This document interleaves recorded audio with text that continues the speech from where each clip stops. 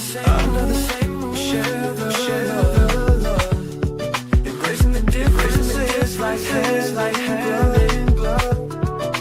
Spreading peace and joy, it's a beautiful sight. Together we shine in each other's light. Together we stand in love's pure might. Watching the world share love and light. Hearts beating out peaceful flight. Colors of harmony, painting the night. Now we stand in love's pure might.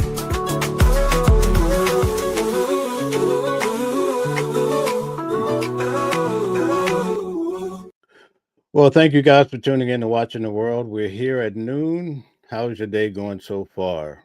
How the hell are you? Well, hopefully you guys are doing quite well. Last night we had such a good show, 40,000 people.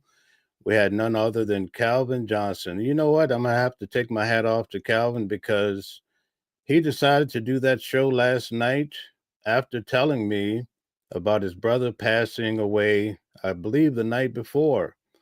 How many men could have did that, right? What a tough moment. But he pushed through. He did a great job. It was even tough for me to even do the show with him because, as you guys know, my sister is battling cancer. In fact, I haven't really told you guys, my mother passed away at 47 from cancer. Tough journey. My brother was 15 years old, so we have a lot to deal with, but guess what? We rise to the occasion, we stand up, and we fight. Even though those feelings are there, we still have to deal with the emotions. And sometimes, as a man, you're not given that chance to be able to cry or say, you know what, I'm just going to go ball up in my bed and cry tonight. When the war comes, you expect the man to get out there and protect the family on the front line, come what may. At any rate, we have good news in regards to, and before I say that, I just want to give another condolences to Calvin. We thank him so much. If you get a chance, reach out to Calvin, give him some type of encouragement in this tough time. I'm pretty sure when you go through those tough moments, I did a lecture I'm going to be doing probably on the member section this week coming up. I'll do it tomorrow morning. Who rubs your scars? Have you ever had surgery and you have a scar from it? Who was the person that rubbed your scar? Well, obviously not right after your surgery, but through the healing process. A lot of times we need people to come and be at our aid, but for whatever reason, a lot of times we go through those moments alone. Now, I will say this before I start with the whole news, okay? Sometimes it's tough for others to come to your aid. Give you a case in point. My mother passed away at 47 from cancer. To see my sister go through it, it takes every fiber in my body to be able to assist her because I can't get my mother out of my mind. You see? So there's many different sides to this, but today I didn't mean to start preaching. But before I move on to the news, look at your neighbor and says, I'm going to always try to support those that I love, despite how tough it may be. And I thank you guys for tuning into the channel. So that's enough of that. We're going to move on now and cover the news. Now, I will tell you guys, Hakeem Jeffries will be speaking. The Democrats want to talk about the whole shutdown. So I'm going to be monitoring that too. I also want to tell the moderators, if you guys don't mind, if you could check this out. Hakeem Jeffries is on Fox. In case I cannot catch it by conducting the show, if you guys see it, just alert me. You guys know how to text me, call me, or put it in the chat. But thank you guys for your understanding. I just wanted to get that off my chest when it comes to really being there to support people, and not just financially, but also just being a brother, being a sister, being a son, being a parent born in a time of need, right? That's very important. But all of these distractions we have in life, it makes it hard. But guess what, folks? We just have to sometimes dig deeper. And also it comes from what we're putting into our minds. Sometimes it helps us to be in a better position to come to other people's aids. Also, when we're taking care of ourselves, I know I struggle to drink water and to eat properly, but these are the things that we really need to attend to so that we can be there for other people. Okay, so let's move on. We're going to get right into the news. We have so many great people here. I already see. We have Deborah. Deborah's in the building. Deborah. She likes when I say her name. JDP is in the building. Shout out to you, JDP. Eric is here. Okay, Costs are thank you going up. guys. Childcare costs are All going up. right. Grocery Okay, costs are so going up. there we go. Electricity prices are through the roof. It's going, guys. And now, Hakeem because of the Jeffries, just I hear it Republican in the refusal background. Here we go. to So there you extend have it, the Hakeem. Affordable Care Act tax credits, tens of millions of Wow. Americans Look at there. are about to experience There you have it. dramatically increased health care costs. In some cases, their health insurance premiums will increase by $1,000 or $2,000 per year. That is unacceptable. It will be unaffordable for working class Okay, so this is live. This is the Democrats. Hakeem has just started. We're right at it. to be able to go see a doctor when they need one. And so House Democrats and Senate Democrats have been fighting hard to address the Republican healthcare crisis and to lower the high cost of living for everyday Americans in the United States of America. Because the reality is, America is too expensive. And far too many people are struggling to live paycheck to paycheck. They can't thrive, they can barely survive. And that's why Democrats have been waging this fight. And we'll continue to wage this fight. No matter what comes over to us from the United States Senate to the House. Guys, please hit the like button, share, and subscribe.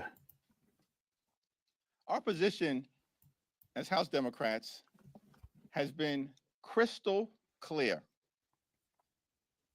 We will sit down with any Republicans, anytime, any place, anywhere, in order to find a bipartisan path forward, but we're not down with their my way or the highway approach to governance. That's failed the American people. It's been a disaster for the American people, and the American people know it, which is why last Tuesday, Republicans all across the country got wiped out. One of the most decisive off-year elections ever in modern American history. And so as House Democrats, we know we're on the right side of this fight, the right side of the American people.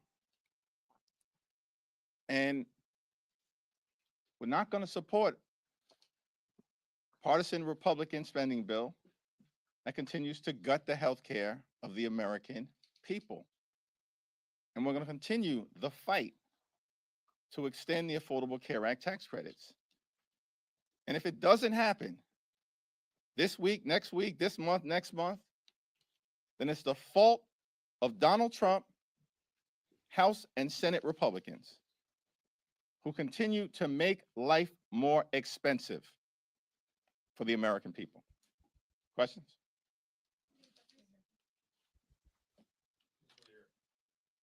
Some Democrats in your own caucus are suggesting Schumer is ineffective as a Democratic leader and should be replaced. You, of course, are critical of this deal. Do you view him as effective and should he be? Yes and yes. Do you trust in this deal? There is language for President Trump and the Trump administration to reverse some of the firings that happened during the shutdown.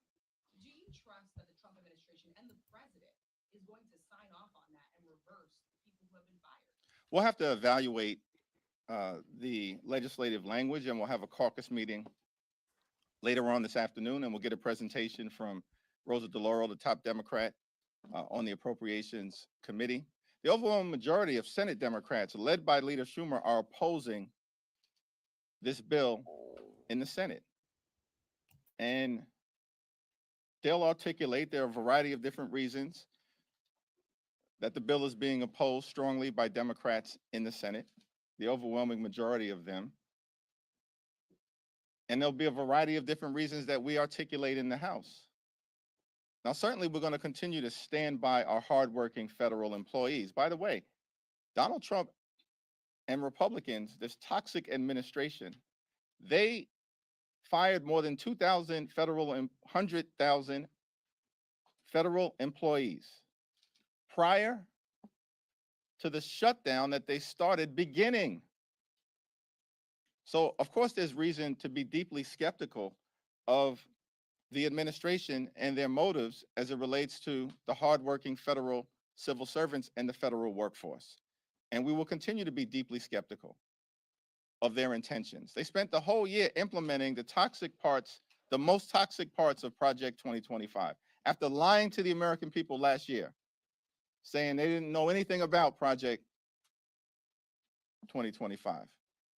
And part of that has been going after the federal workforce. So we'll see what the language looks like, but it doesn't change the core problem here, which is we need to decisively address the Republican healthcare crisis on behalf of working class Americans, everyday Americans, and middle class Americans. Thanks. Third row. So Dr. Oz said that millions. Who? Dr. Oz. So there are millions of phantom enrollees under the ACA.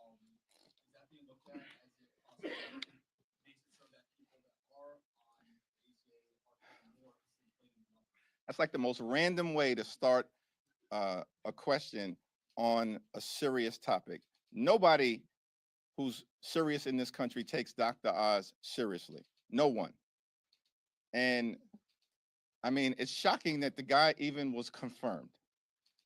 But this is part of the reality of Republicans here in the House and over in the Senate. They're nothing more than a rubber stamp for Donald Trump's cruelty and extreme agenda. Are the phantom enrollees being addressed though? I have no idea what Dr. Oz is talking about, and neither do the American people. Now, with respect to the Affordable Care Act, here's what I do know.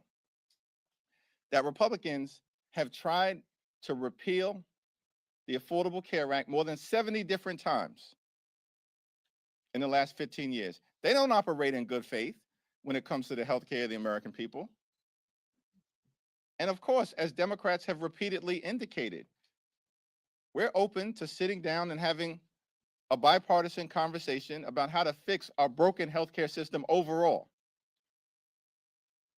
But I'm not going to respond to any comments from randos like Dr. Oz, who is woefully unqualified to be in whatever position he holds in the administration. He's a joke. These people are jokes. But the issue of the healthcare of the American people is very serious. And that's what we'll continue to focus on. Back row. Do you see in the Senate bill the extension of SNAP benefits rather than the possibility of January 1st for them? Do you see that as a victory, or is that something that also raises questions? Here's what I understand about the SNAP situation. Republicans this year, on July 3rd, subsequently signed into law by the current president, enacted the largest cut to Medicaid in American history, ripping away health insurance from at least 14 million Americans, and at the same period of time, cut $186 billion from SNAP. Republicans did that this year. They literally ripped food from the mouths of hungry children, seniors, and veterans so they could reward their billionaire donors with massive tax breaks that they made permanent. That's what Republicans did. They've launched an all-out assault on SNAP. They've weaponized hunger and starvation here in America, taken SNAP benefits away from more than 1 million veterans rather than honoring them tomorrow, which is what should be taking place in the United States of America. Republicans have done that. And so these people can't be trusted on the cost of living issue. These Republican extremists, they can't be trusted on the healthcare issue. And they certainly cannot be trusted on the SNAP issue. As you know, this has been the longest shutdown in American history. We've seen chaos at airports, delayed SNAP benefits, people losing their jobs. And yet, the deal that Democrats agreed to has been a deal that's been on the table for a while now. Still no policy outcome on healthcare. So what do the American people gain from the past 4 Our fight in the House of Representatives will continue to address the Republican healthcare crisis. We'll continue that fight today, tomorrow, this week, this month, next month, this year, next year. We're going to continue that fight to fix our broken healthcare system and lower the high cost of living for the American people. And the American people know that we're on the right side of this fight. It's part of the reason why you saw decisive Democratic victories last Tuesday and crushing Republican losses all across America. In Virginia, in New Jersey, in New York, in Pennsylvania, in California, in Mississippi, in Georgia, across the country, up and down the ballot. Because Republican policies have failed the American people. And as Democrats, we're going to continue to fight to make their life better. Thanks. Throughout the shutdown, you referred to your Senate colleagues as courageous for rejecting the 14 previous attempts to reopen the government without an extension to the Affordable Tax Care credits. Those 8 Senate Democrats who voted to start the process of reopening the government, do you still include them in that characterization of courageous Democrats who have kept the fight going throughout this shutdown? Well, I don't have much to say about those individuals, and they're going to have to explain themselves to their constituents and to the American people. I certainly believe that Senate Democrats, the overwhelming majority of Senate Democrats, led by Chuck Schumer, have waged a valiant fight over the last 7 weeks, defeating the partisan Republican spending bill 14 or 15 different times, week after week after week, and continue to oppose this effort of passing legislation that does not address the Republican healthcare crisis by extending the Affordable Care Act tax credits. But the fight is getting ready to shift back to the House, where we're going to work hard, hold the Republicans accountable. All of these loudmouths on the House Republican conference side who's been saying for the last several weeks that we have to extend the Affordable Care Act tax credits. Now is their chance. This week, they have to come back from their 7-week prolonged taxpayer-funded Republican vacation. They can no longer hide. They can no longer hide. Mike Johnson apparently still hiding, refused to even answer a single question today. That's extraordinary. But they're not going to be able to hide this week when they return from their vacation. Thanks. Speaking of the House, Speaker Johnson has not committed to holding a vote on subsidies, even though the Senate agreement would have them do so. What do you say to that? And then also, what do you think that would do to the relationship between Republicans and Democrats on the House side? Well, the failure of Republicans to address the healthcare crisis that they've created in the House and in the Senate is no surprise, because House and Senate Republicans multiple times this year have been given an opportunity to vote to extend the Affordable Care Act tax credits, and multiple times this year already, in the context of the debate around their one big ugly bill, they voted against, unanimously voted against extending the Affordable Care Act tax credits.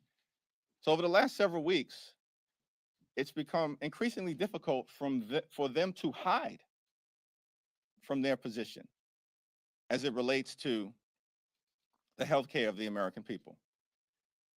And House Democrats, joined by our colleagues in the Senate, we're not going to stop the fight.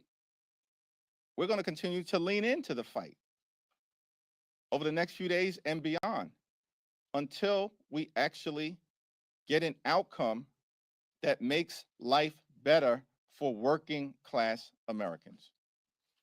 Thank you, Mr. Leader. There's already extensive backlash coming from the Democratic base over feeling shortchanged by Senate Democrats who secured this deal without touching on healthcare. What do you think that this backlash can mean for the party going into the midterms next year, and also for the voters who just handed Democrats a decisive victory? Do you think that this will make them feel also shortchanged, disenfranchised, demoralized? Do you think that this will lead to a switch up? House Democrats are going to take back control of the House of Representatives next year. I've said it before, and if I said it, I meant it. Now, with respect to the senators on the other side of the Capitol, they're going to have to explain themselves. But the overwhelming majority of Senate Democrats continue to remain in the arena fighting to fix our broken healthcare system and address the Republican healthcare crisis. This fight for us is not partisan. It's not a partisan fight. It's a patriotic fight. We're waging this fight on behalf of the American people. The 5 states that are most impacted by a failure to extend the Affordable Care Act tax credits are West Virginia, Wyoming, Alaska, Mississippi, and Tennessee. 45% of the people, of the Americans who are going to lose health care or be at risk of losing health care if they don't, on the other side of the aisle, extend the Affordable Care Act tax credits, 45% of them are registered Republicans. 35% registered Democrats, and 20% unaffiliated or independent. This is not a partisan fight for us. It's a patriotic fight. You know, one of the people that I met early on during this Trump Republican shutdown, came to Capitol Hill, was a 29-year-old named Mariah Plant. She's from rural Wyoming County in West Virginia. Her older brother is nonverbal, autistic, and requires 24-hour care. And Mariah is able to provide that care to her older brother lovingly and affectionately because of Medicaid that Republicans have now cut by the largest amount in American history.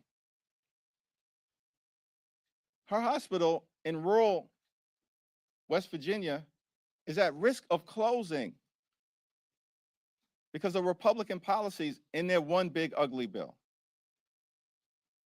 And at the same time, this 29-year-old loving caregiver for her older brother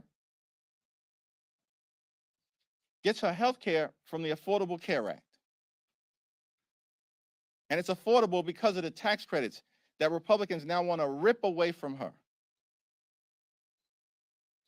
And so I'm fighting for people like Mariah Plant. Very different than the people that I represent in Brooklyn, New York. But she's an American, just like I represent hundreds of thousands of Americans. And that's what House Democrats are doing. We're fighting for the American people. Thank you, Leader Jeffries. Have you spoken to your Democratic colleagues in the Senate who voted to reopen the government? And if so, what do you make of the argument that Republicans would not discuss health care during the shutdown, so they said there's no choice but to vote no? I have not spoken to them. Thanks. Different topic, Mr. Leader, if you don't mind. President Trump announcing widespread pardons for the group of people that were involved in providing alternate electors, as they called it, for the 2020 election. And he also has allegedly received a commutation request from Ghislaine Maxwell. Just wondering about your thoughts about the way the president has handled his pardon power, especially given how critical he was at President Biden. Well, Donald Trump, in terms of the exercise of his pardon power and commutations, is completely and totally out of control. Like, he can find the time to pardon a serial fraudster like George Santos, but can't find any time to sit down with Democrats on Capitol Hill who represent half the country in order to address the healthcare crisis that Republicans have created. That's devastating people in urban America, rural America, working class America, small town America, the heartland of America, and Black and brown communities throughout America. And so what we're seeing with these toxic pardons and commutations coming from Donald Trump is more of the same. And look, the American people know these extremists on the Republican side have gone about it is that they went too far on day one of Donald Trump's presidency. Guys, tap the like button, the thumbs up. Thanks. On day one of Donald Trump's presidency, this guy pardons hundreds of violent felons who brutally beat police officers, 140 of whom were seriously injured. Life-threatening injuries in many cases. And then unleash these people on communities all across the country in ways that put those communities at risk. And what we've seen from Donald Trump since day one, since those toxic pardons of those violent individuals, is more of the same. From a person who promised to lower costs on day one, but doesn't give a damn about the American people. And what has taken place over the last 41 days is that the American people have seen Democrats fight for them, fight to make life better for them, fight to drive down the high cost of living for everyday Americans, and fix our broken healthcare system in the face of this overwhelming Republican assault on the healthcare of everyday Americans. And Republicans continue to stand up for the wealthy, the well-off, and the well-connected. Thank you, Leader. Whether fair or unfair, Leader Schumer is taking a lot of heat from members of your own party. Why do you think he's the right leader for this moment? Why do you think he should stay leader of Senate Democrats? Yeah, as I've indicated, listen, Leader Schumer and Senate Democrats over the last 7 weeks have waged a valiant fight on behalf of the American people. And I'm not going to explain what a handful of Senate Democrats have decided to do.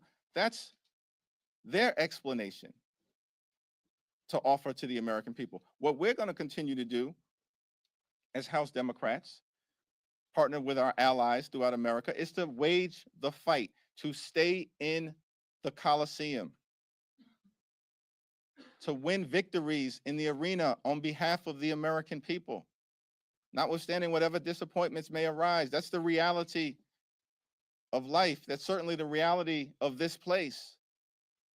But we're in this fight for all the right reasons, because the extremism that has been unleashed on the American people is completely and totally out of control. Life hasn't gotten better for everyday Americans under Donald Trump and compliant Republicans. It's gotten worse. And the American people know it. And we've got to continue to stay in this fight until we end this national nightmare. And that's our commitment to the American people. We're in this fight until we end this national nightmare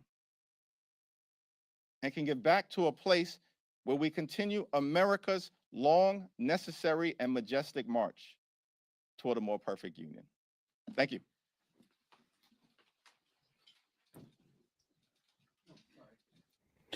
Okay, so there you have it, folks. We have some insight from Hakeem Jeffries. What do you guys think? Do you guys believe him? Do you feel confident about the future based on what the Democrats are doing, especially Hakeem Jeffries? JDP says it wasn't any better under Biden. Okay, Lori Parks says MAGA supporters are all in the food pantry lining, taking them all over. Okay. Thank you for that insight as well. I saw a video about that the other day. In fact, I saw one guy said his own sister came to him for some assistance, and he refused to help his sister because she had voted for Donald Trump. He told her, basically, you voted for this, you have to stand the heat, you have to stand the rain. There's a debate going on in the chat about slavery, and that Barack Obama said that the Bible said that slavery was okay. Is that what he said?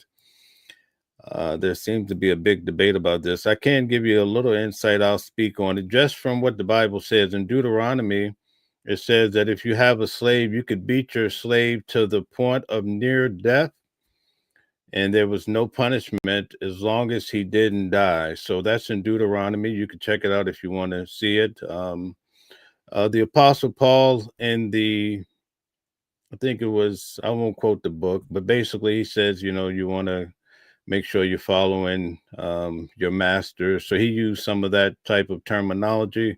Also, there's guidelines within the Torah when it breaks down when war.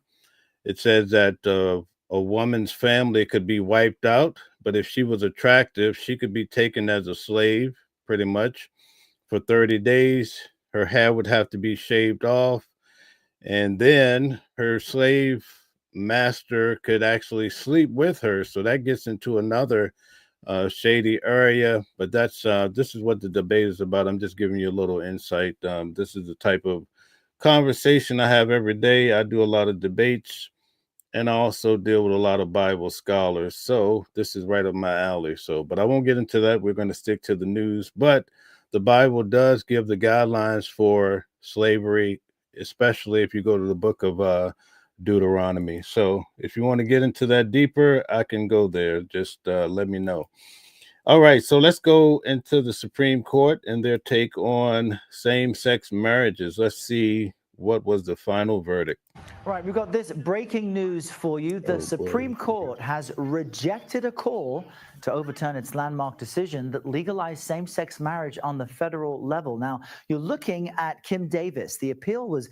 Okay, let me pause for a second because a lot of people are responding to what I'm saying. Okay, AI says the Bible loves slavery. Okay. House says this is the second time the Democrats have shut down the country, twice under the Trump, just to hurt him and the American people. Okay, thank you for that expression. KC Durella says slave master, what the F? Okay. Yes, indeed. Those terms are actually used by the Apostle Paul. And I think even Jesus says that if your master asks you to go 1 mile, he says go 2. So there's a lot of language when it comes to that. I'm just expounding on it because there's a conversation in the comments. Sage King 603 says, best your mama joke. Okay, must be a troll. Okay. All right, let's see. Lori Park says the original Constitution no longer exists. They just haven't announced it yet. I'm waiting on the new one to be posted. I think they're going to write one too. Thank you. That's a good point, Lori. Lori, welcome back. Nice to have you here. All right. Okay. So, yeah. Okay. Kyle says, was Deuteronomy written 2,000 years ago? How stupid is that? No, the Gospels from Matthew to, and this is a news show. I don't want to get too deeply into it. I'm going to turn Patreon into strictly Bible. I'm going to bring on a lot of Bible scholars. I've also interviewed a lot of Bible scholars. That's all just going to be on Patreon because I don't want to get it too complicated on this channel. But anyway, from Matthew to Revelation, that's written roughly 2,000 years ago until, maybe within 300 to 400 years. Deuteronomy is written much earlier. Okay, that's the Torah, part of the Torah. All right, thank you guys for that. Let's get back to, okay, if there are any other comments here. Anti says people who think Dems are trying to hurt Trump don't realize how much Trump is hurting them and the country. A lot of people feel that way. Thank you for your comments. A Death, thank you for your comments. Says my middle name is Matthew, and thank you for some of your highlights. I did note what you're saying. Cliff Presents says he's a bad man boss. Second Hezekiah 2:34. Okay, thank you. Actually print out the scripture so people can actually read it. Laura Park says Trump walks with Lucifer. Okay, thank you. Jack says Deuteronomy is said to be written by Moses. Well, that's true. Many people feel Moses wrote it, but when you actually go back and you break it down, you'll see that it could not have been written within the timeline of Moses. But again, I'll get to that on Patreon. Def says, yeah, I figured out when I was talking about the Giants. Yeah, Cowboys forever. Yes, indeed. Thank you very much. Let's get to this whole storyline here. Based on something she filed. She's the former Kentucky court clerk who refused to issue marriage licenses after the 2015 Supreme Court ruling. And she wanted a lower court's ruling overturned that is currently requiring her to pay $360,000 in damages and attorney fees to a couple who was denied a marriage license. So that new. So here's my question to you guys. Can you work in the public, right? You work at the county clerk's office or what have you, and you have your own beliefs, right? We're talking about religion, ironically, right? Someone comes in, they want to have a same-sex marriage, but because you adhere to the Bible, you says, oh no, I refuse to marry these individuals. Can you take that stance and actually work there? And that's what really had this woman fall into a lot of hot water. So, what do you guys think about that? Do you think that's okay? Gorilla God King says they're not overturning same-sex marriages. You can't use the GAY word on YouTube, or they'll censor the channel. So let's use the term same-sex marriage. Yeah. Okay. Cheryl says she should quit her job. Okay. All right. Thank you for that insight. Def says separate. Anti says do your job or get sued. That's a lot of money she was sued for. One Love is back in the building. Says public job isn't a place for personal ethics. Exactly. I think so. I think that's a good way of looking at it. Mashona said, did you remember to hit and tap the like button and also the hearts? Hit the hearts, folks. Down in your right-hand corner, you can hit the hearts, and we'll see you hitting the hearts. Every time you hit a heart, the heart flies high. It's a beautiful situation. It also helps promote the channel. Gorilla is apologizing for something, not sure what for. Cheryl Person says, same-sex marriage. Okay, haha. I'm not sure the context. Bad Mojo says, what the F would they say? It's not Saudi Arabia. Okay, all right. And then, okay, so Cheryl is posting that word more and more. Okay, that's not a good indication of support for what I said, but we'll just have to see how that develops. But trying to use same-sex instead of using GAY to adhere with YouTube policy. We want to keep this going. All right, so let's move on. We covered this. I was so intrigued by this story. I wanted to see how it was going to turn out. So now we know. All right, let's see how Donald Trump economy is doing. Do you know? Let's look at the numbers. President Trump doubling down on the economy, now claiming that there is virtually no inflation, and most recently also saying quotes like this: I don't want to hear about the affordability, claiming that Democrats are making up numbers. But the big question is, no matter what they're saying, how do Americans feel about the economy right now and the impact of rising prices, where inflation is, paying their bills, being able to buy food at the grocery store? Harry Enton is taking a look and running the numbers on all of this. Politicians can say politician things, Yes. but where are things with the economy right now and how people are feeling about it? Yeah, what President Trump is trying to sell the American folks are Tell us in the comments if you think the economy is going well. Give us your position. We have a lot of Republicans here, Democrats here. Tell us what you think, and also hit the like button. Thank you. aren't buying, and we can see it pretty simply here. Take a look here. This is consumer sentiment, the current conditions. Consumer sentiment could be the current conditions or it can be future expectations. We're looking at current conditions. And get this, according to the University of Michigan, we are dealing with the worst ever view of current conditions dating all the way back since 1951. This is record-breaking in the way you don't want to be breaking records. And get this, Kate, it is down 30%. Consumer sentiment of current conditions down 30%. Wow, we have the worst, right? That's not a good reflection on Donald Trump, according to their numbers. Human says Democrats bent the knee. Okay, I've been seeing that a lot in the media. Daniel says people need to worry about their needs and not wants. Okay, Lori says that's her job position, which was she was being paid for that position. She's not being paid for a personal view. If she wanted to take it personally, and the chat is moving so fast, I didn't see. She should have quit her job. Okay, Mitchell says horrible. Our dollar has no value. Preach on, Mitchell. Nice to have you here. Anti says they forget he has issues counting and reading and making excuses for him. Okay, the Trump loyalists. Okay, Johnny E.O. says 1% of the population thinks the economy is going well. The top 100%. Well, and if they're billionaires in New York, Mom Donnie is going to push those taxes right on their head. Okay, Def says I've seen prices lowering, but currently looking for a job. I feel like I'm being punished for voting Trump. Oh my, sorry to hear that. Sorry to hear that.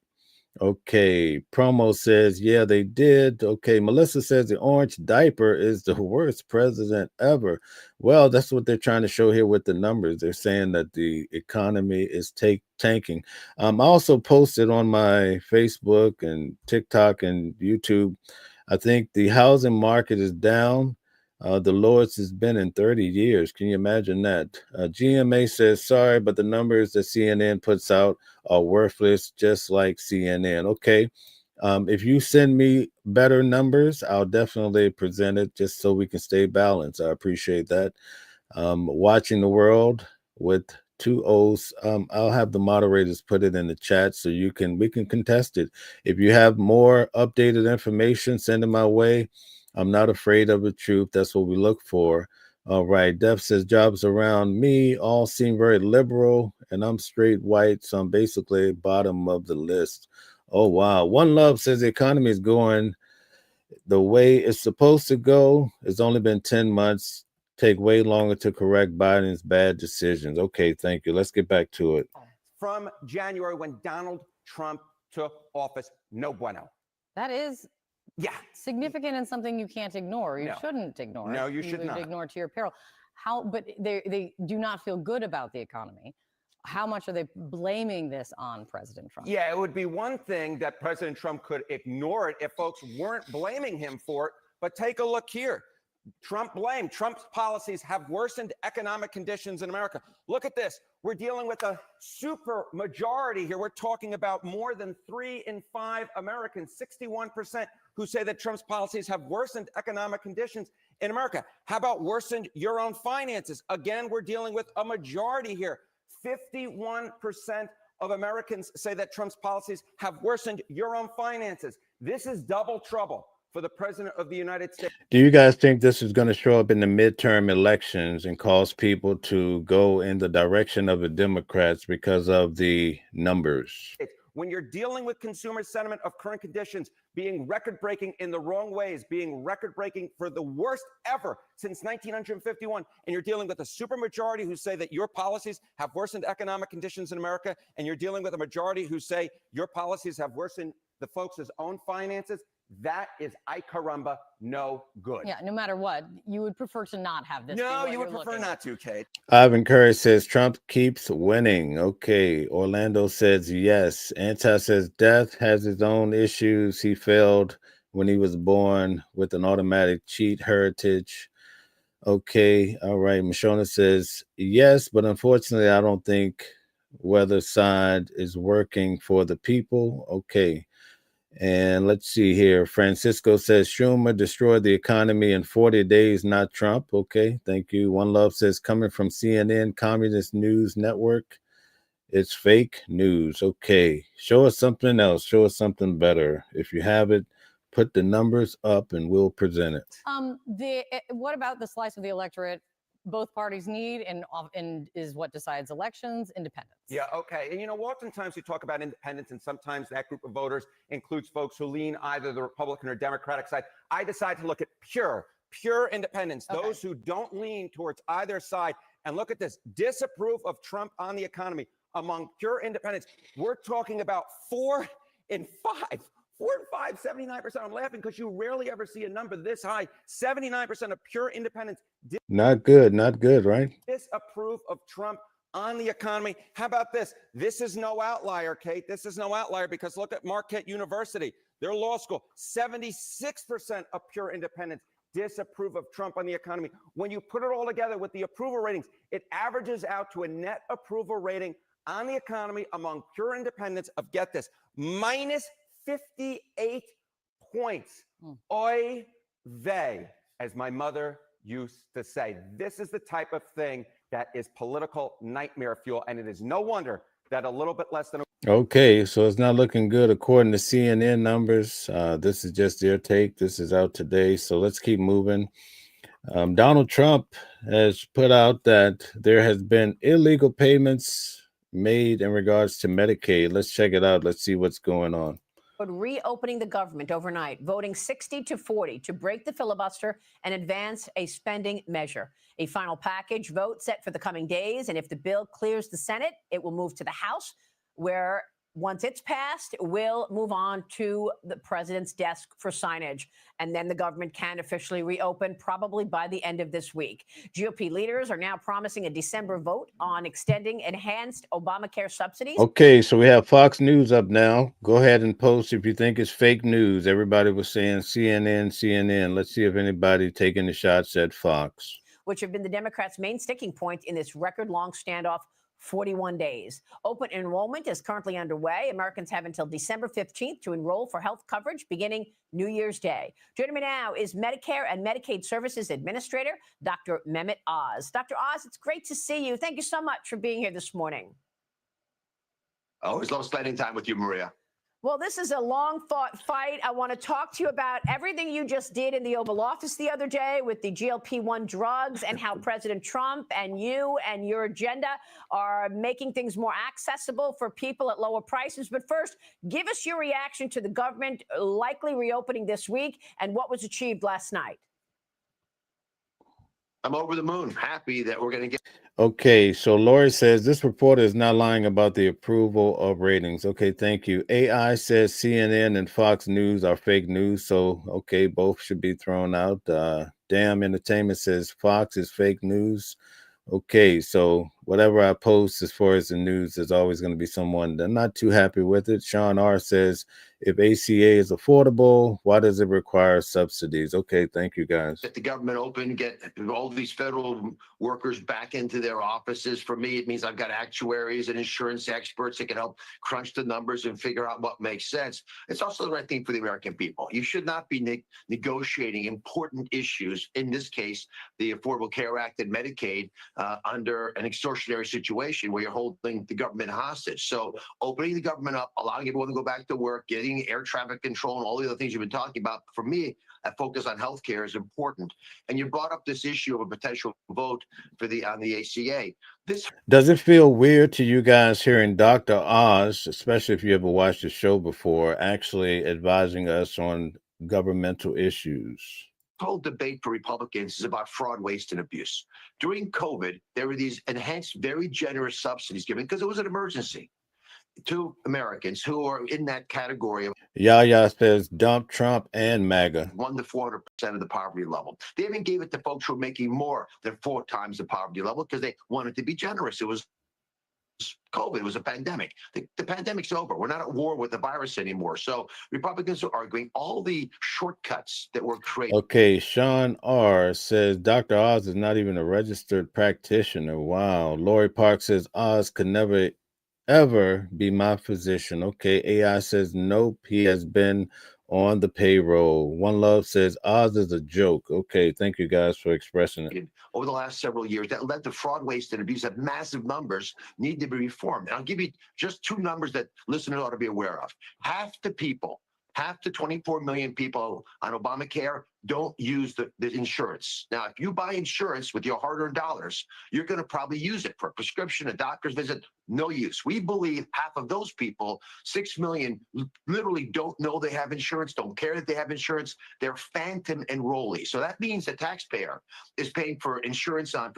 Damn Entertainment says, yes, it's weird that Oz is explaining about this. I agree with you. Def says, how can making America great be bad? Okay, Yaya says, Bordeaux thanks a million. Okay, One Love says Oz is a joke. For example, Medicaid and paying for you to have an Obamacare policy. Full freight. The insurance companies are happy with that. No one seems to mind, except, of course, the taxpayers who have to foot the bill twice. So these are the kinds of things you've got to clean up in order to. Now, where are all the people that were complaining about CNN? I want to see what you have to say about Fox News. I haven't seen anybody say anything about Fox being fake. Deborah says he's a hot doctor on the show. I watch the shows. Okay, all right. I know he has a lot of watchers. AI says Raspberry Keystone seen on diet by Dr. Oz. LOL. Biggest scam. Okay, all right. Thank you very much. Okay, let's try to finish up a little bit more of this. Get the ACA into a different place for next year. But meanwhile, open enrollment, as you said, is progressing. No hitches at all. Folks are signing up. Most people have very generous policies. And here's the basic number. The average person on Obamacare pays $50 a month for their insurance now. It used to be $37. this year, which means you're paying $13 more next year than this year. And that's the reason we shut the government down for 6 weeks, according to the Democrats. I mean, there's also fraud, which was uncovered. I mean, you were able to uncover more than $1 billion in Medicaid money being spent on illegal immigrants. Just found it out last week. The president was asking, the Democrats said it wasn't a problem. They wanted to repeal the one big beautiful bill. So we decided, trust but verify. So we audited the books of 6 states. We only have a few months of data from only a few of those states. We already have over $1 billion that we've identified of monies that were spent from, again, federal taxpayer dollars spent on illegal immigrants. And here's the catch. If you're in California and you want to give Medicaid to illegal immigrants in California, maybe that's your choice. We can debate that later. But you can't take money from taxpayers in Texas and Florida and pay for your illegal immigrants, because they're not doing that in Texas or Florida. And that's what's been tolerated for far too long. It undermines the system. And my job is to protect our most. So do you guys think illegal immigrants should receive benefits from the government? Tell us what you think personally. Vulnerable. I am laser focused, and I'm a heart surgeon. So, my day job is taking care of people who are struggling with health issues. I want to make sure they have coverage. But if you dilute the coverage that we've dedicated to folks on Medicaid or to the ACA, to people. Okay. Anti says, let's see if I can find it. Says those who think Fox Entertainment is real news need to learn critical thinking. Okay. Melissa says Oz is trash. He's like the orange diaper. They were on TV and think they know how to run the government. Okay. James Irvin says 1% issues. Okay. One Love says no. Okay. Very good. Lori Park says Fox propaganda, racist, fake news. Sean R says illegals get nothing but deported. End of story. Okay. No debate about it. James says they don't receive benefits. Okay. All right. Okay. So we're going to move on. From this, let's cover a different story. Let's see a little bit about what Mike Johnson has to say about the opening of the government. As that is, I don't think it's coincidental. You know how I think, but it's after 40 days of wandering in the wilderness and making the American people suffer needlessly. Some Senate Democrats finally have stepped forward to end the pain. It appears to us this morning that our long national nightmare is finally coming to an end, and we're grateful for that. At least some Democrats now finally appear ready to do what Republicans. Do you guys see Mike Johnson as being a hero here? He seems like he's awfully happy about the outcome. Maybe he takes the credit for it. And President Trump and millions of hardworking American people have been asking them to do for weeks. As we said from the beginning, the people's government cannot be held hostage to further anyone's political agenda. That was never right. And shutting down the government never produces anything. It never has, if you study history. And so here we are. I want to remind everybody this morning of another critical point that you've heard me here repeat over and over the last several weeks. Damn Entertainment says Mike Johnson is the enemy. James Irvin says we will remember their names next election cycle. I think so. And I think during the midterm elections, we're going to see some amazing things happen. I can just imagine. It's something that I and Leader John Thune and President Trump and every Republican leader have all said repeatedly from the beginning. We have always been open to finding solutions to reduce the oppressive costs of healthcare under the Unaffordable Care Act. We just made clear that we would not and should not ever do that.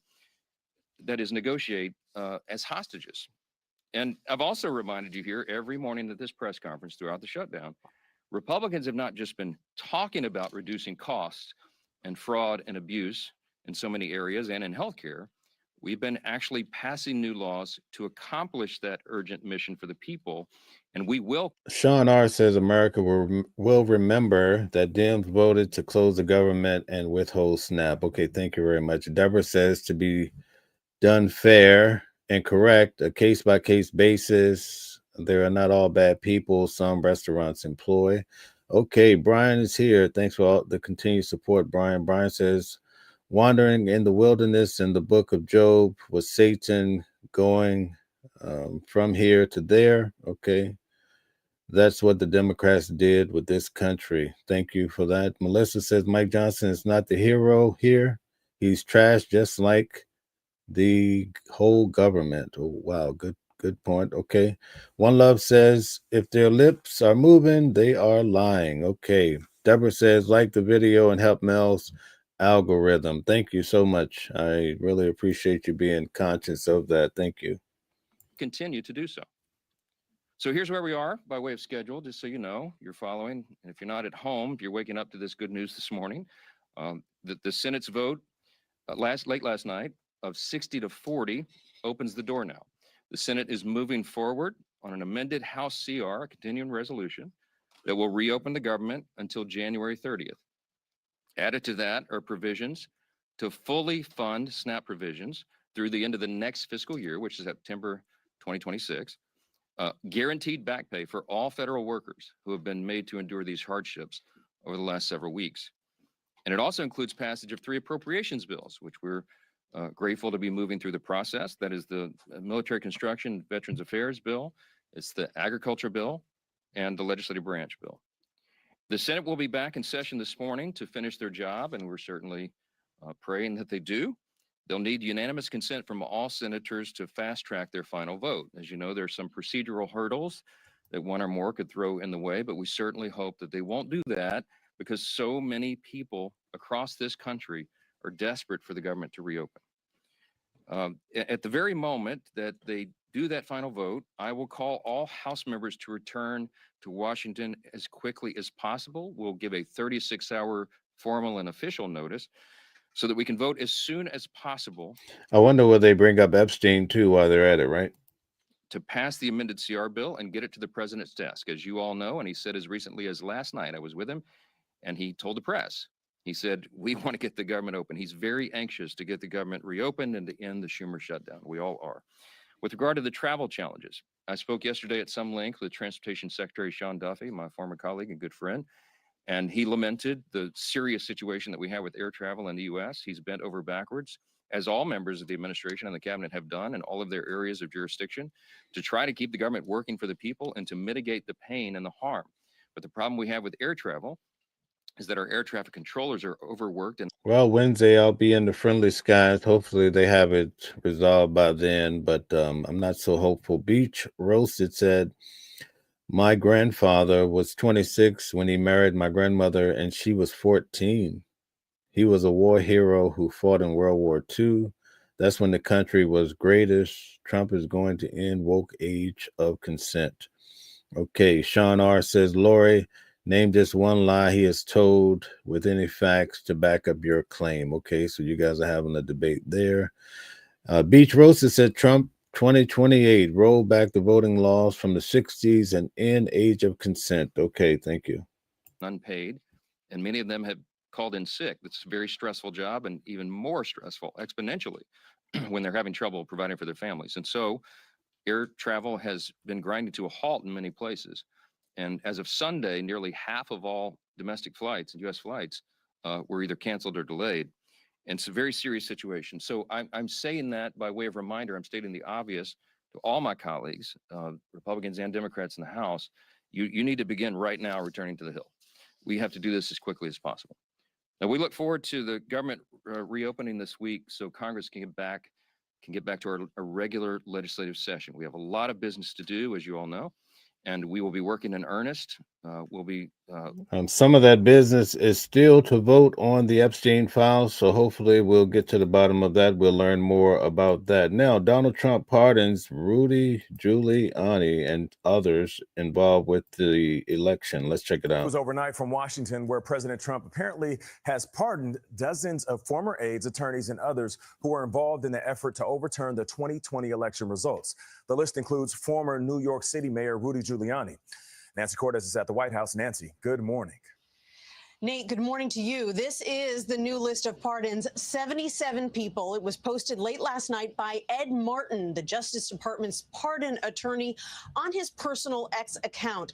And still no Sean Diddy Combs on the list, right? And among those receiving a, quote, full, complete, and unconditional pardon are some well-known names, people who served as President Trump's attorneys during the first term, including, as you mentioned, the former New York City Mayor Rudy Giuliani, Sidney Powell, Jenna Ellis, John Eastman, along with Trump's advisor, longtime advisor Boris Epshteyn, and his former chief of staff Mark Meadows.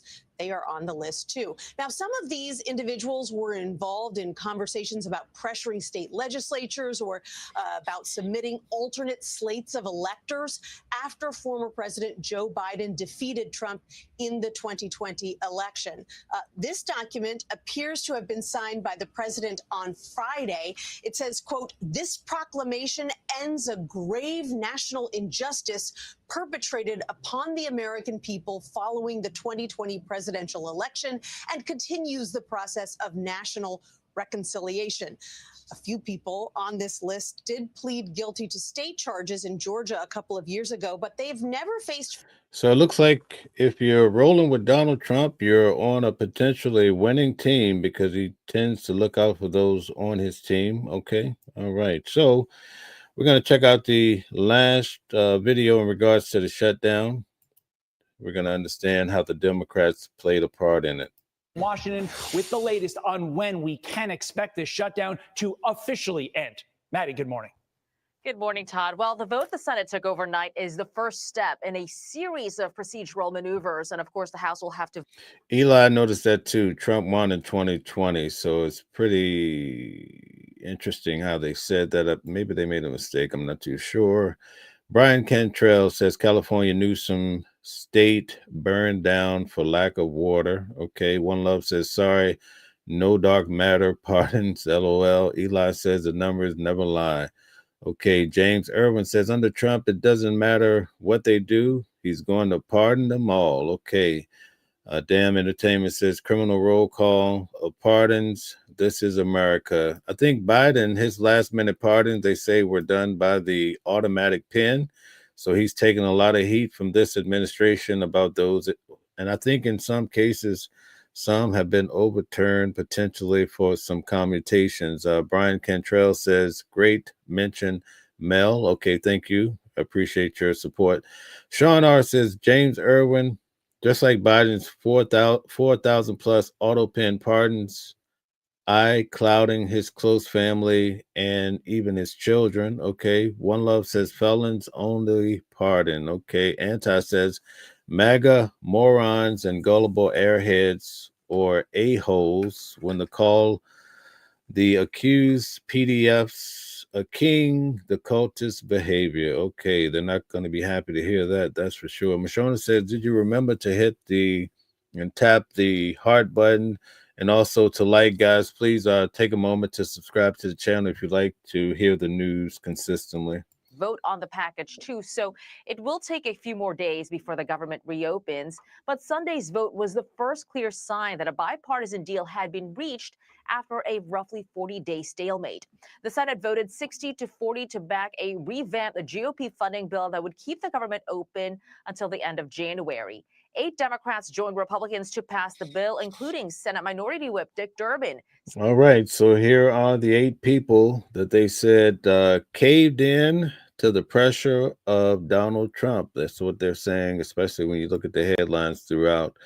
Joe Vargas says Donald Trump stopped Americans from being fed. He asked the Supreme Court to stop SNAP payments to Americans sending billions to other countries, but not to help others. On Thursday, when the judge in Rhode Island issued that Donald Trump would have to release those SNAP payments by Friday, did not mention the Democrats. The judge mentioned that it would be Donald Trump and his administration. So that's something to think about. John Stevenson says, I was only hoping that they would get with the show and open up the government immediately.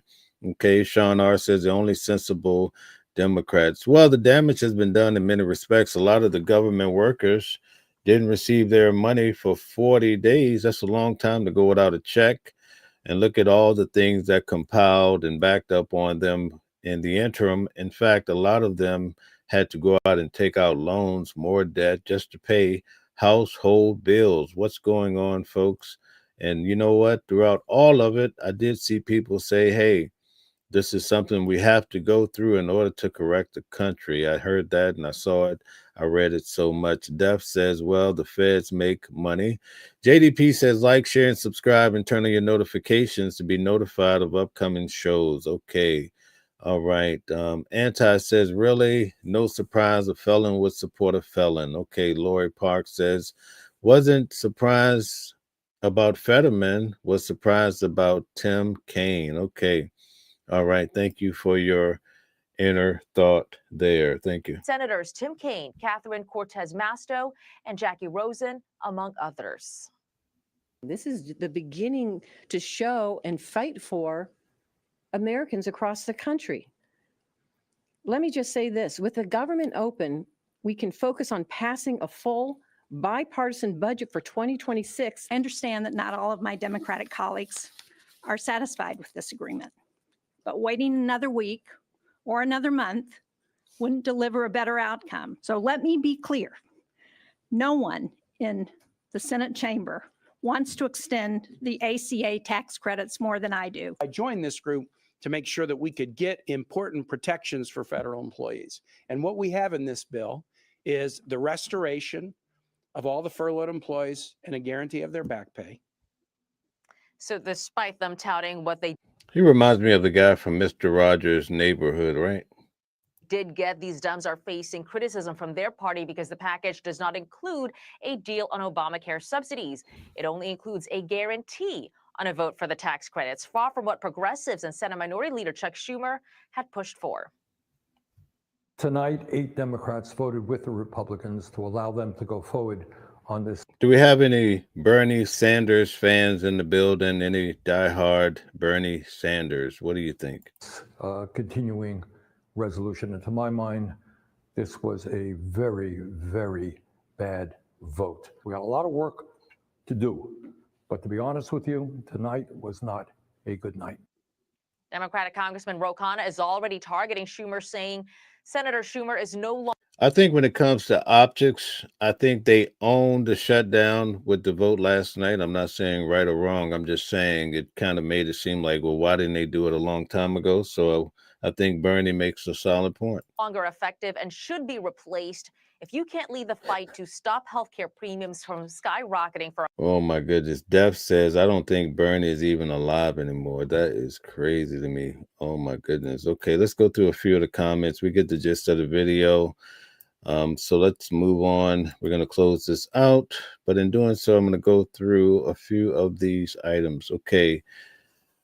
Brian Cantrell says Bernie does not care for nothing. Okay. One Love says under President Obama, the United States provided, and I lost the comment, provided Israel with over $23.5 billion in foreign military financing. Okay.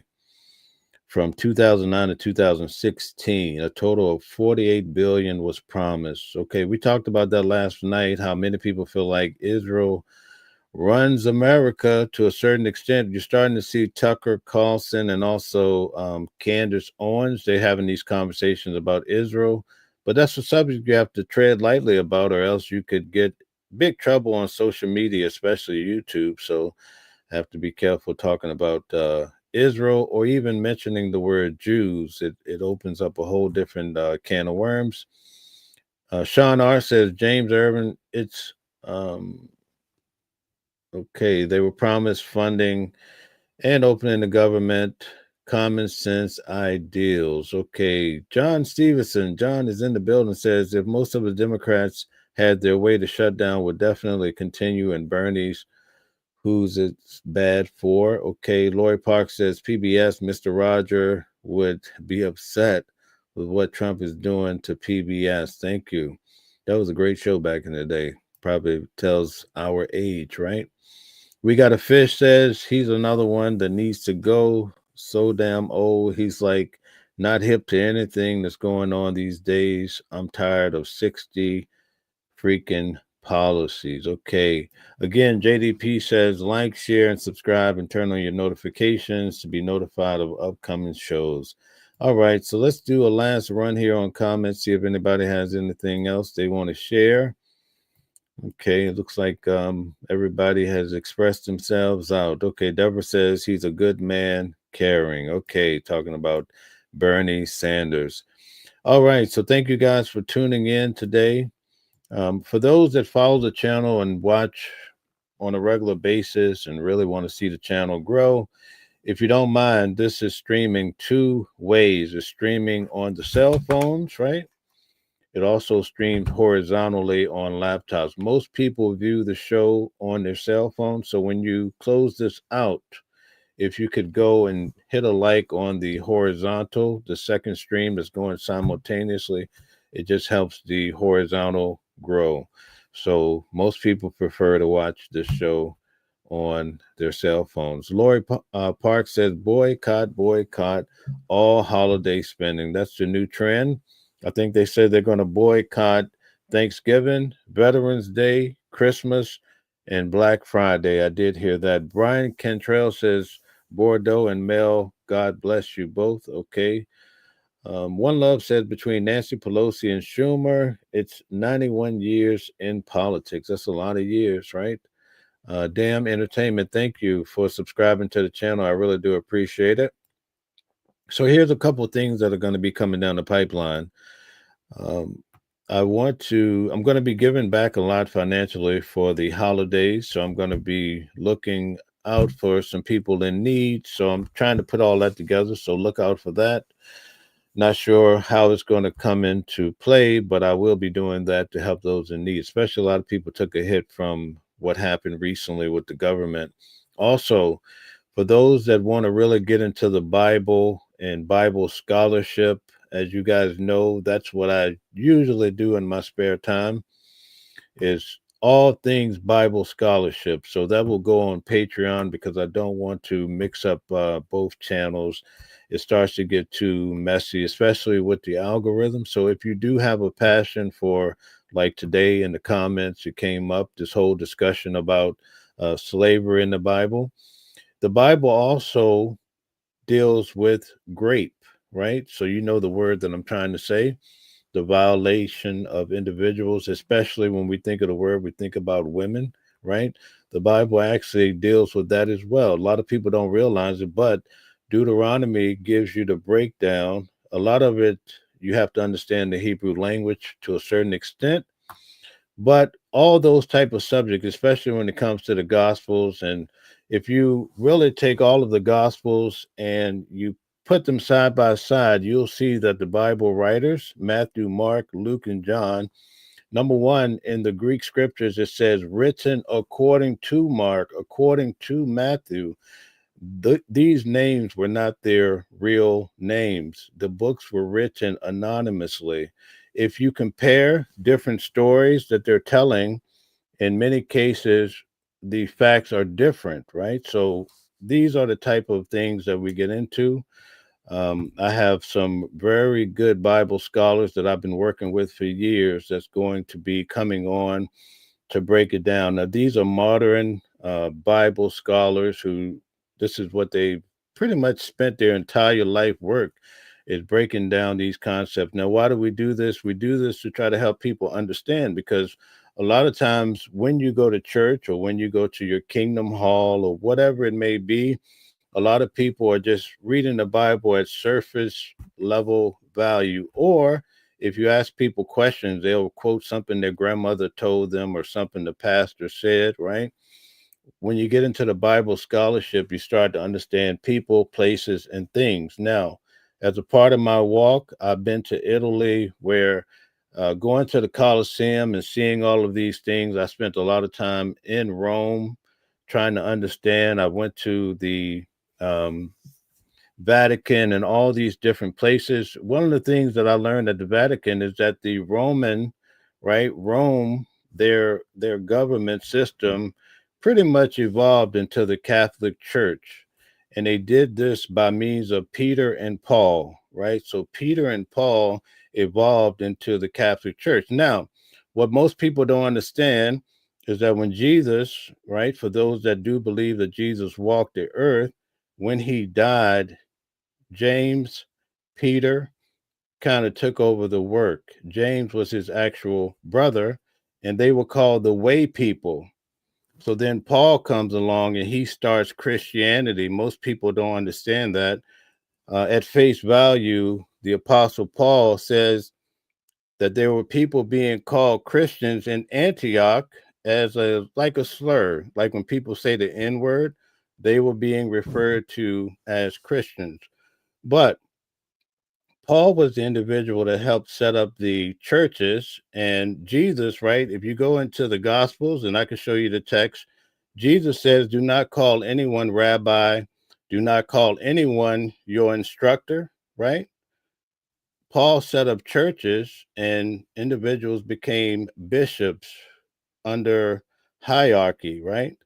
Which is quite different than what we read in the Gospel. So these are the type of subject matter that we're going to get into under the Patreon. So I just want to introduce those. Not everybody wants to get into this. One of the reason why I'm doing this is because you have ancient Israel, right? Then you have Hebrew Israelites today claiming that they're Israel, and these are usually Black individuals, right? They say that they're the original Israel based on the Bible. So I get extensively into Israel, but also because of the way the Bible is written, you have from Genesis to Malachi, you have the Hebrew scriptures, right? Well, from Matthew to Revelation, you have the Greek scriptures. Although Jesus spoke Aramaic, right, for those that believe that he truly existed, it's all written in high level Greek when the Bible says that these men were lowly and unlettered, not too smart. Okay. So these are some of the concepts we're going to kind of break down. I'm having these Bible scholars come on. I know not everyone wants to hear about it, but for those who want to, it's going to be available to you, but it won't be here. We're going to keep the news going here. And thank you guys so much. Let me see a few comments before I check out here. Def says, Jesus walk with me. Okay, with me. Okay, Slammy Dog says, and what do you think I Show Speed is doing to American kids being the Muslim concert? Okay, I'm not too familiar with that. I've recently learned about I Show Speed. One Love says 360 degrees is a circle, 8 is infinity. Okay, 3 is 9 is for life. Okay. Lori Park says, I have a question. So why do these Christian nationalists believe that Jesus Christ was white? Okay, if you go to the book of Revelation, it describes Jesus. It describes Jesus. Now, many people feel like Revelation is figurative. It describes him as having hair as wool, and also his skin would have been as bronze, right? And if you go back in history, Jesus would have came from an area where there was no white people, okay? So he could not have been a white guy. But in setting up the Catholic Church, and it would take you a tour to go through the Vatican just as I did and see how the history came together. But let me give you an example of myself as a Black guy growing up in a Baptist. Originally, we started off Baptist. When you see the white Jesus on the wall, it does something to your mind, right? Now you start to view God as white. So this is all by design. When you go to the tour, especially in Rome, you'll get to see, especially like with David, and also you'll see who actually they painted in order to get this persona of Jesus, right? It'll really blow your mind, but it's all by design because the way a person see their God, it's so powerful. In fact, religion is the lens through which most people see their God. So here's my point. If you are a Muslim, right, you're not going to eat pork. You're going to see your God through that lens, and you won't be able to eat pork because your God is watching you, right? If you grew up in a Christian household, you might see Jesus as being your God, right?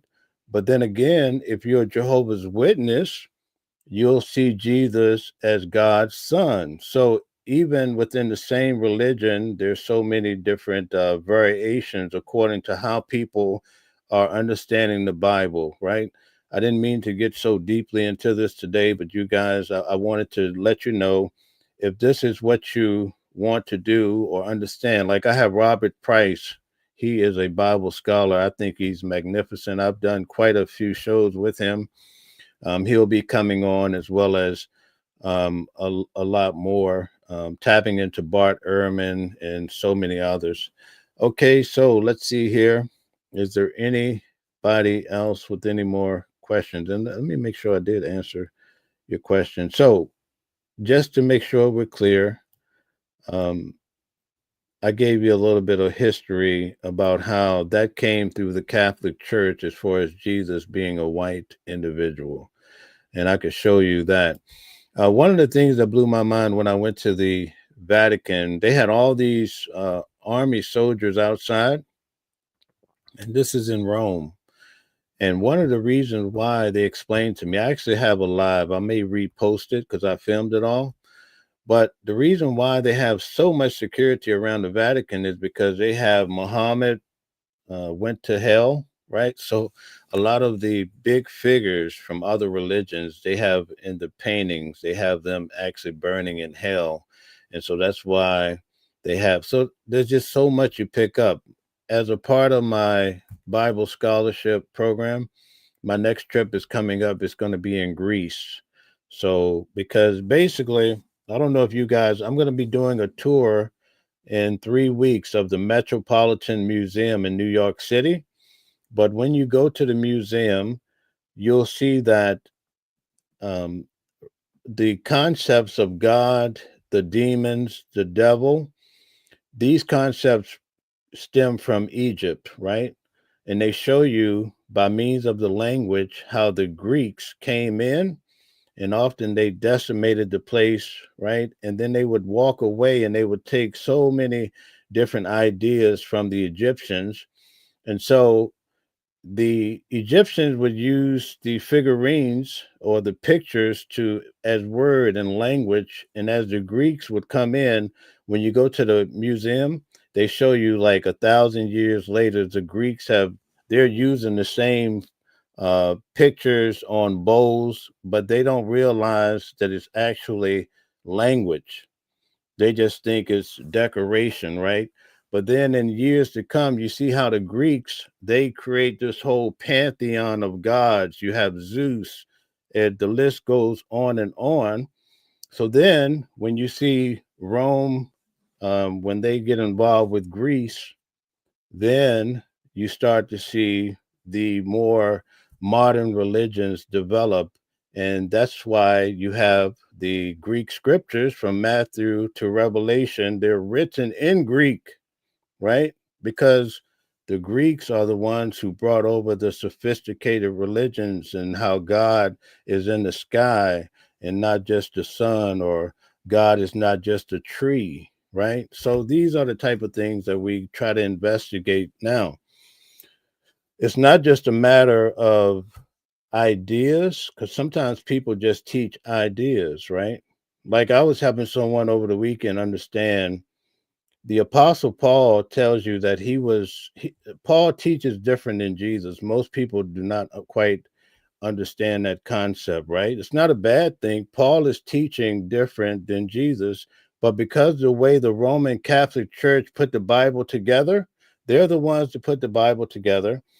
They have it laid out with you have Matthew, Mark, Luke, John, then you get to Acts, right? Then you get into the writings of Paul, but because they're right there side by side, you don't realize that Paul is teaching for the Gentiles or non-Jews to be able to convert and to become Christians. When Jesus was on earth, if you read the Bible carefully, especially if you put the gospel side by side, you'll start to realize Jesus says, I've only come for those of Israel.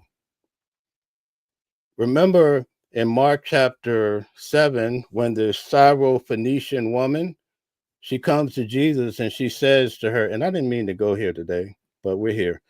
She says, my daughter is possessed with a demon. Jesus, in essence, says, listen, um, you know, he calls her in a roundabout way, compares her to a dog, because he says, I've only come for the Israel, right? He's only come for Israel. But the lady says to Jesus, he says, oh, but, you know, we'll enjoy the crumbs that fall from the table. Basically, that's what she's painting the picture. And Jesus is amazed by her attitude, right? And so therefore, he told her to go in peace, and the demon was removed from her daughter. Okay. But when Jesus dies and he resurrects, that's when he opens it up. In Matthew chapter 24, he says, go there and preach the good news to the entire earth, right?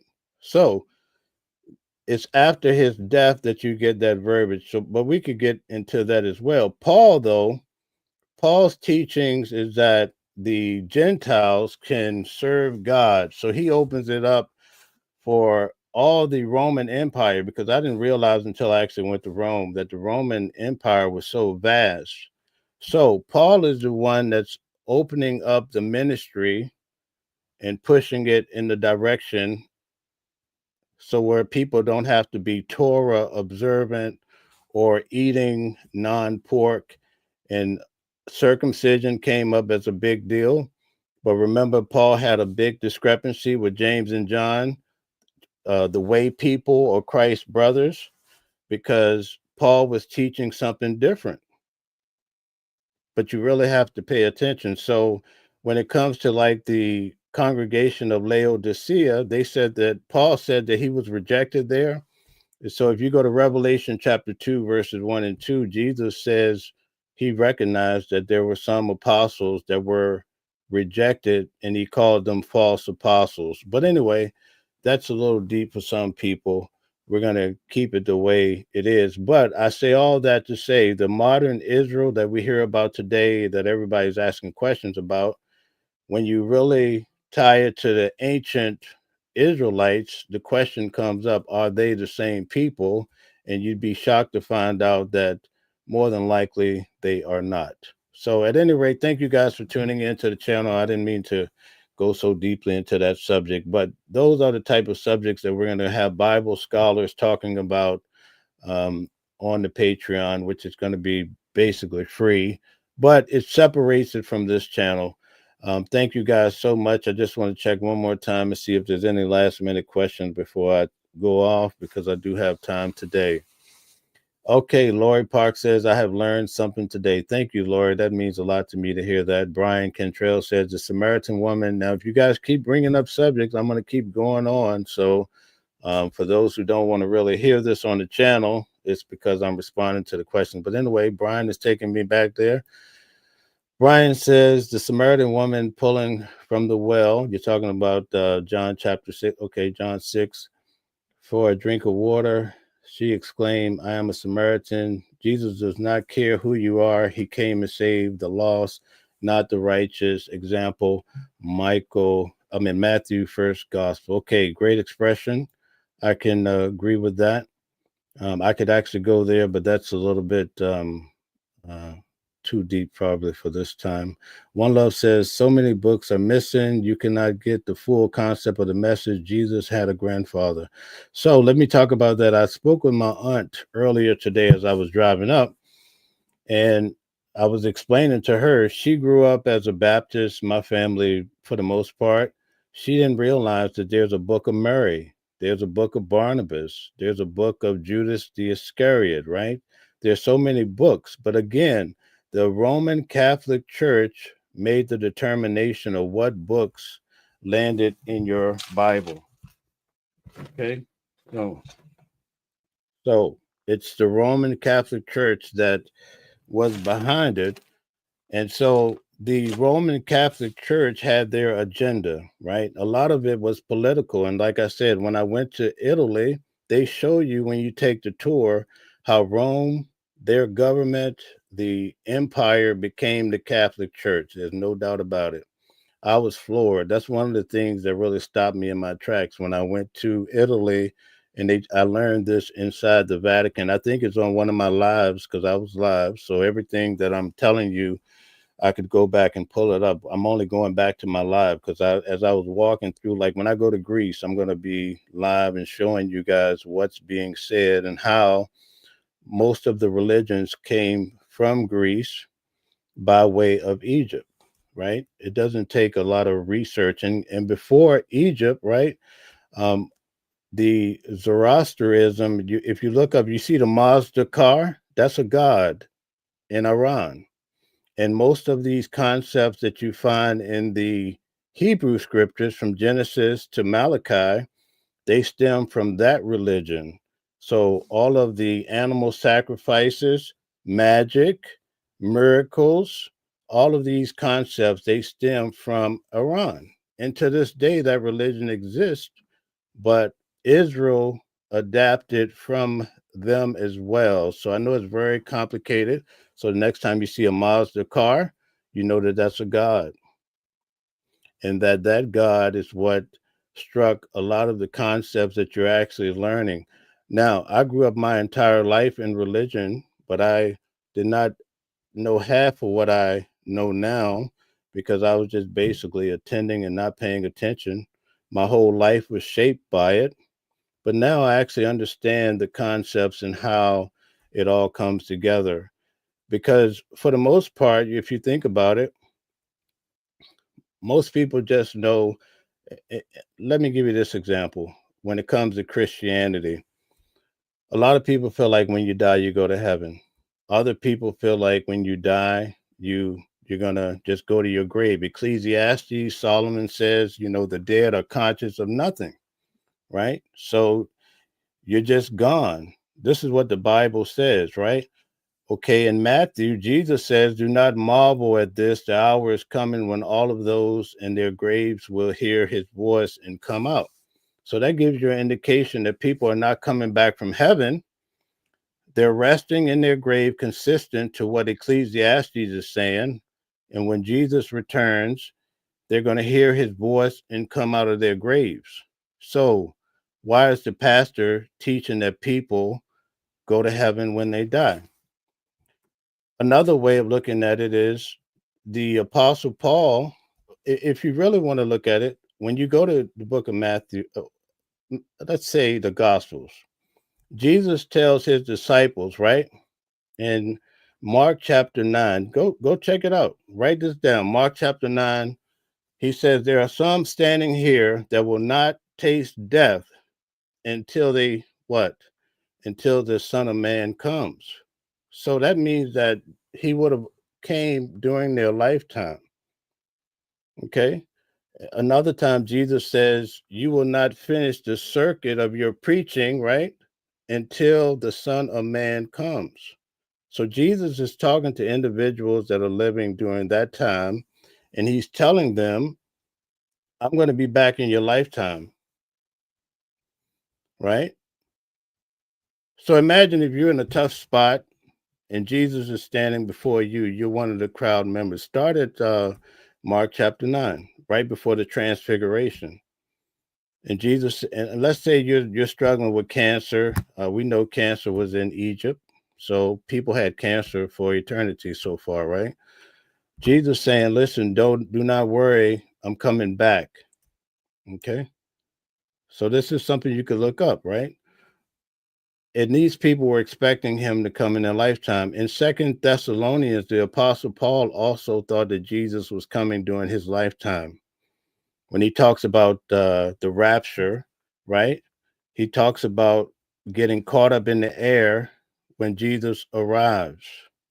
In Acts chapter 7, Jesus talks about he's going to be coming back the same way he left. And we know the way he left is as if he ascended into the heavens, right? So most people, they're just not really peering into the Bible and trying to understand, even though, like, for instance, my mother died because she didn't take a blood transfusion because we were Jehovah's Witnesses, right? We didn't know any better. Now the Jehovah's Witnesses have changed their stance. Had my mother been going through cancer now, perhaps she'd live, right? Now it's more of a conscious matter and so forth. So it's very important to be able to understand. Most people cannot articulate. I debate a lot of pastors. I debate just about anybody, a lot of Hebrew Israelites or what have you, about these concepts, because this is just my passion. I'm just giving you guys a little bit of insight into what I do. So hopefully, though, I answered your question. I didn't mean to go on a tangent. John Stevenson says, "I cannot respect any religion that thinks it's okay to kill people who have a different religion or belief. Yeah, but these people are getting it from, especially when it comes to Islam, they're getting it. They're just not picking this up from anywhere. They're getting these concepts from a place, and it's from what they're reading that's in the Quran, right? So that's a whole different concept. And then I'm pretty sure you've heard of the Dead Sea Scrolls. Islam came after Jesus. Obviously, it's written after the Greek scriptures. That's a whole different, but they're being influenced by the Dead Sea Scrolls. And then there's a whole, what most people don't understand. You have the Gospels, Matthew, Mark, Luke, and John. These are anonymous writers. No one knows who actually wrote the books, but we do know that they were written by highly intelligent Greek speaking and also people that understood Hebrew. And that's why when you go to Rome, this is my last point, then I'll go. When you go to Rome, you start to understand that the Jews were living in Rome. They're spread throughout everywhere, right? There's no doubt about it. But the Jews were the only individuals that gave Rome a run for their money. And what was it that influenced the Jews? It was their Torah, right? So if you go and you really understand what was happening around 47 AD, and then you understand how in 70 AD, how the temple was destroyed between 67 to 70 AD, you start to understand how Rome played a key part in trying to commandeer the Israel religion. And so a lot of these writings that you get in the Gospels are an answer to what's written in the Hebrew scriptures. If you don't believe me, I can show you in Psalms where there's writings about David. Psalm chapter 1, you could go there. And if you read it, pay attention. If you go to Jesus' crucifixion, these points about David, they actually write it into Jesus' life. So you have to be able, the key part is most people don't understand. They just hear concepts, but they're not putting together the Hebrew and the script and the Greek scriptures. A lot of what's written in the Greek scriptures are about other individuals, but these writers at a high level are trying to fulfill prophecy from the Jews because they're tired of, listen, they're tired of the Jews, just like we see today, giving them a hard time, warring with them, not listening. They're hard to keep within the Roman Empire. So they came up with a way to give them a new religion. They were trying to get the Jews by means of the Gospels and the other writings of Paul. They were trying to get them to convert to Christianity because, see, now they wouldn't be adhering to no pork eating, circumcision, a lot of their stringent rules. If they converted to Christianity, they would no longer have to worry about it. And now, not only that, when they convert to Christianity, all of the regular, what they call technically pagans, right? Or Goyim people, the Gentiles, now Christians and Jews come under one umbrella under the Roman Empire, the Hebrews, which are the Jews, and the Christians. And now Rome can keep them all in one umbrella, right? Now, as time go on, Constantine, I could really get into all that and how Constantine played a big part. But the issue too, if you go back to I won't get too, it gets too deep. So we're going to keep it light. As you can see, this is what I do every day. So I'm going to stay away from that for now. Okay, let's see. One Love says Jew only means to follow Judaism. Correct. You're absolutely right about that. One Love says John was added after the fact. Okay, John was the last book written. I understand what you're saying by John was written after the fact. So, you see, you're taking me to one last point. I'll try to stay here. Okay, so I want you guys to stick with me here. The first book of the Gospels written was Mark, right? Then Matthew, then Luke, then John. Okay. And most Bible scholars, and this is according to Bible scholars, right? If you go to Mark, it opens up with Jesus' baptism, right? If you go to Matthew, whoever's right now, Matthew is written next. Now you get the birth of Jesus, right? Luke is pretty similar, but whoever wrote John after the Greek influence, now they're saying that they take Jesus all the way back to being the Word in the beginning with God and was a God. So you see how Mark is written first. Jesus is a grown man, is at his baptism. In fact, if you go to each book, here's one last thing. You go to each book for those that are still here, and you read the baptism story, you'll see in Mark, the first book that's written, Jesus is the only one hearing the voice of God that's anointing him with the dove coming down in the spirit. But as the books are written, Matthew, Luke, you'll see that now the crowd, it's written in that the crowd is actually hearing the voice of God too.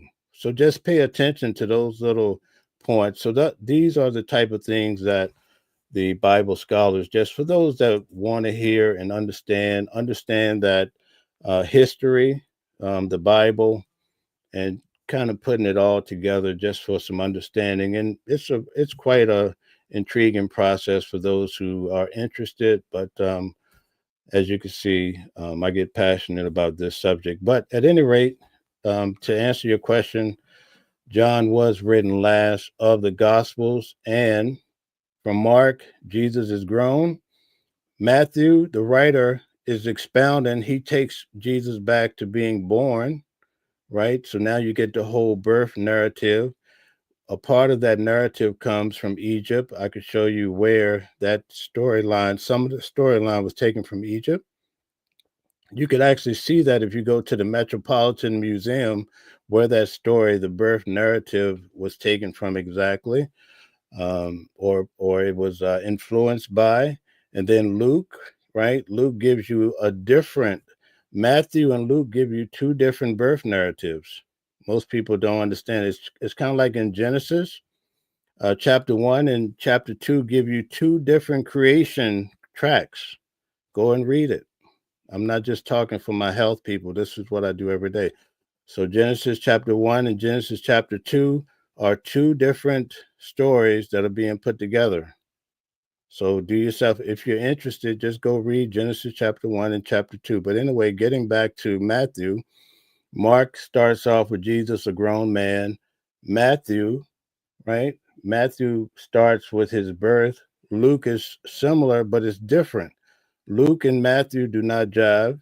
And then John takes Jesus all the way back to being a God. He's a word. In the beginning was the word, and the word was God, and the word was a God. The Jehovah Witnesses have it as a lowercase a God. But at any rate, that's it for that. So thank you guys for tuning in today. I didn't mean to get into this whole breakdown involving the Bible and all that. But just so you know, let's see.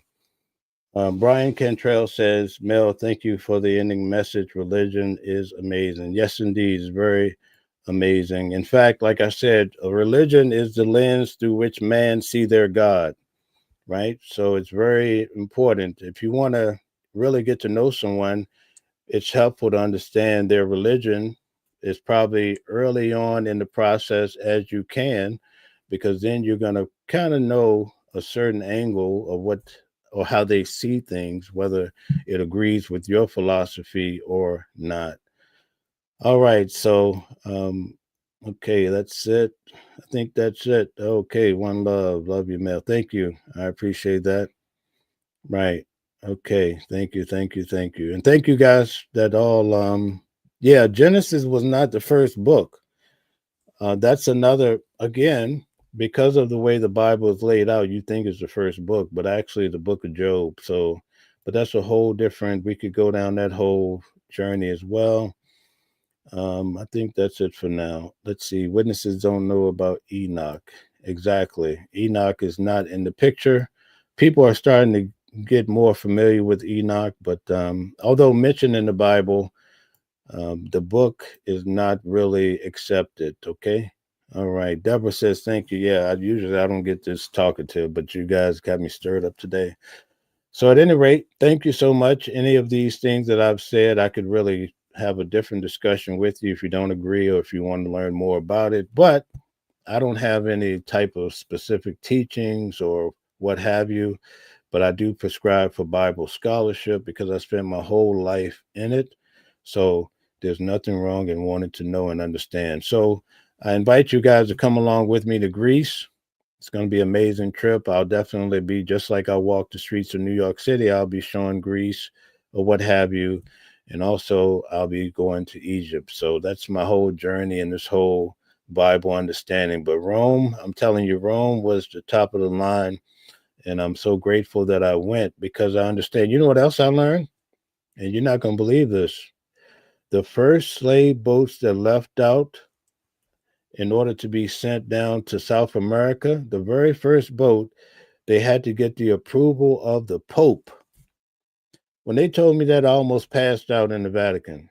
I said, you mean to tell me that the Catholic Church was behind slavery too? And then I also learned that King James, right? This Bible here.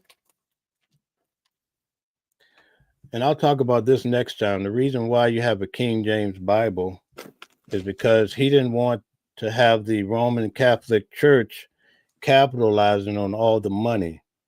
And so I don't want to get into that right now. So at any rate, and what started me on the journey is I says, well, if you really want to know about anything, follow the money. And the money led me back to the Catholic Church, and voila. Thank you guys. Not trying to offend anybody, but you guys asked questions. I answered. I'm just being honest. And I do know when it comes to religion, everybody is sensitive. I spent my whole life in religion, so I get that. It's not about making someone feel bad about their faith. Everybody's entitled to their faith. Jesus taught, and here I am going into another sermon. Jesus taught that you had to follow the word of God in order to achieve life. Paul taught that all you had to do really, and that's why if you go to a Baptist church or some of these non-denominational, they say all you got to do is accept Jesus and you're good. And remember the pastor that was arrested he eventually died, but he was abusing kids or what have you. He stood up in front of the church and he says, because Paul talks about when he tried to do right, how sin was the reason why he was doing these things. And the pastor stood up and he thought he could do that same thing. It didn't go well for him to say, well, I meant to follow God's word, the Bible, but it was the sin in me. He kind of used Paul's direct words. It was the sin in me that made me do this to these children. And ultimately, you see why people can, and which I always had a hard time understanding why people would be so religious, but then they go do all these terrible things. And a lot of them, they don't understand. They're more leaning toward what Paul was saying and the forgiveness than Jesus saying you also need to follow the Bible and what's being said. So because you have the way people, which most people are not even understanding it, but go research the way people. The Bible mentions the way people. And Paul, right? When Paul had Jesus' disciples and his apostles, according to the Bible, they walked beside Jesus, right? They walked beside him. They could tell you if he had a little swag, what these experiences were according to the Bible. The Apostle Paul, who later basically is the starter of Christianity, I could debate if anybody want to go there, we can go. But Paul is the one along with Peter. And when you go to Rome, you'll see they have the statues of Paul and Peter. I have it on my lives there about 2 years ago. But they're there. And they're there for a reason because they tell you that these are the fathers of the religion. But Paul, on the road to Damascus, Jesus comes to him. He sees a light. And instead of like the apostles who are walking with Jesus, Paul has a spiritual experience. And then he goes off for a while. When he starts his ministry, he goes to Jerusalem with James. And you know what Paul says? He says, I met with James, the brother of Jesus, and I profited nothing from that. They're not the same religion. James and Peter are part of the way people, and they're Jews. When Jesus left this earth, he was not a Christian, he was a Jew. And his followers, the way people, continued the walk of Jewishness. Okay? Paul comes along and he writes the theology that you find. And I would debate anybody when you separate these books, right? The Gospels from the writings of Paul, and you embrace it with an open mind and an open heart, you'll start to see what I'm saying is actually true. That's why Paul is saying it's okay. You don't have to get circumcised, right? When Jesus would have been circumcised, right? The Bible talks about that. Jesus was a Jew. He died a Jew. Christianity came about afterward by means of the Apostle Paul. Most people, I spent my whole life in religion, I didn't pick up on it. And Paul is opening the way for non-Christians or non-Jews to be able to walk with Christ. And guess what? They no longer have to follow the law of the Torah. And guess who benefits? It's the Roman Empire, who became the Catholic Church. And I'll end on that note. Thank you, guys. I'm sorry for going there. Hey, it's a part of what I am. Thank you, guys.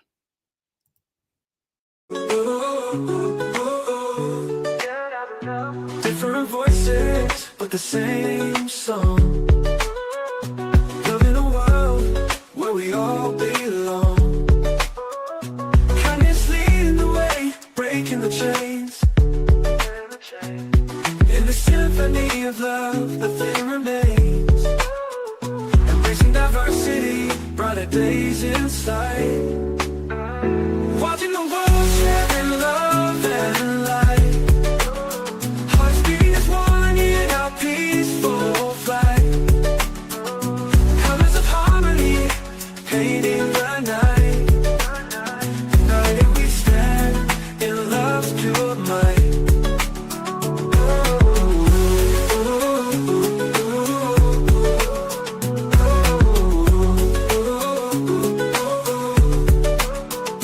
Watching the world sharing love and light. Hearts beating as one in our peaceful flight. The colors of harmony, painting the night. United we stand in love's pure might.